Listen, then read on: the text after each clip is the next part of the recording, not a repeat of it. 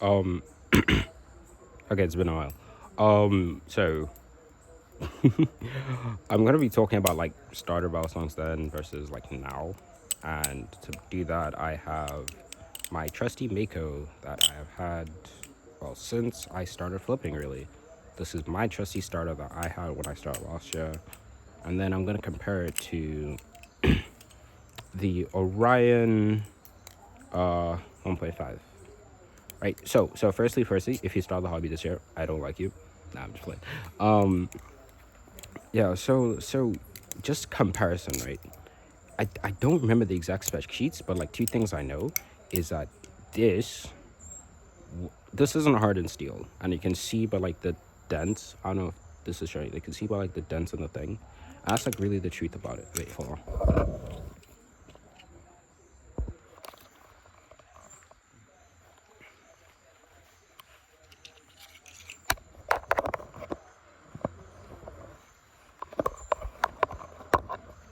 Okay, I hope that's better.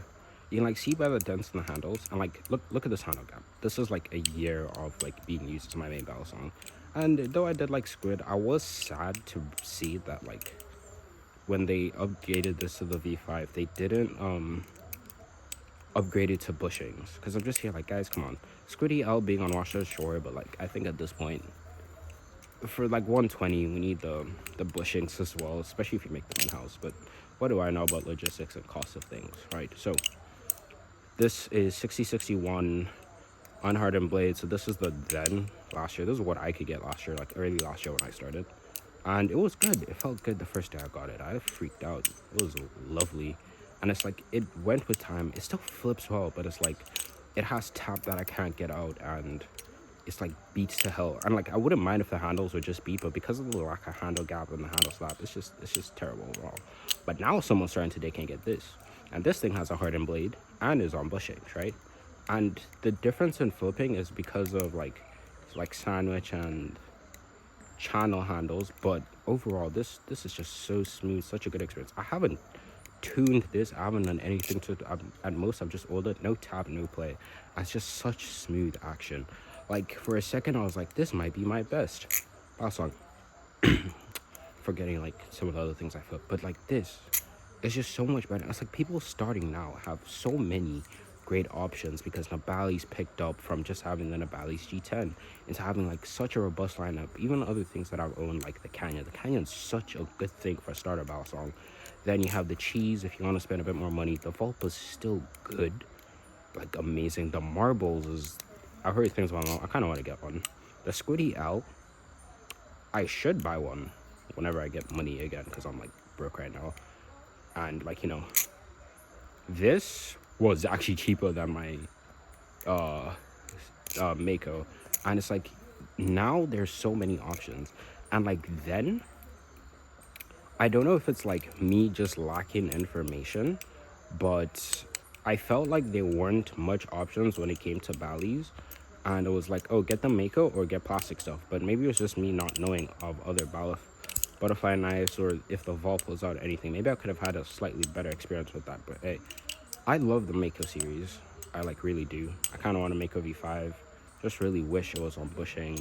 It's like maybe if someone ever sells one secondhand on bushings, I might just like replace this one. But the whole problem is, well, the whole problem is just the bushing things. I might just be nitpicking at this point. But overall, I like the whole Mako platform. And the use of it back then, it was just still perfect. And it still flips so good. It's heavy but light. I don't know why. Maybe it's because I got stronger, but it feels a lot less heavy than it did before. It still flips really well. And it's like, oh, I would love to see like a 7075 Mako, or just Mako V5 on bushings, like V5.5 or V6 with bushings sometime later this year, next year. I don't know, it's up to them. Keep the same price. 120 is good for that. And then this for, I think, probably best, like dollar for dollar budget bounce on. This might be the best thing you can get. Apart from like the availability issues, this thing is amazing. I think if you're not buying the LDR ran at this price range, it's better get the Nabali's thing. And once it gets like the $100 price range, I don't really know too much anymore. Kind of wish the Prisma is still there. The Vault Pro I've heard is good. Mako V5 I've seen people like it's good, but now it's like whole thing that I don't really not in that price range yet. But just again to compare then versus now starter Balisongs, like now this would be considered upper starter Balisongs. The Ryan V1.5 and this, and like so this is like early 2023 when it was just a Mako V4.5, and now the Orion and like all the other stuff. I'm like the hobby's getting better. Like everybody gets to enjoy like stuff that flips well, stuff that do like a lot of things. And I'm like, oh wow, where was this when I started? Like I'm thinking like, would I be a better flipper if I had this when I first started? And then I thought like, this is sandwich, the whole thing durability, even though it's 70-75 because the sandwich is likely to bend and warp, but the whole thing of bushings would have made my life a bit easier learning. So now I can tune washers, which is nice, but it's like the headache of it doesn't really help. But it's part of growing the hobby, I guess. Things get better as there's more competition lower end. I just wish there was more competition from the major players, you know, like sub $75, closer to $50. Like, I thought the Squiddy Owl would be like $70-something, but who am I to complain? I could barely afford it. No, I'm kidding. But you get what I'm saying. The hobby's great. We have great knives now. Great knives then.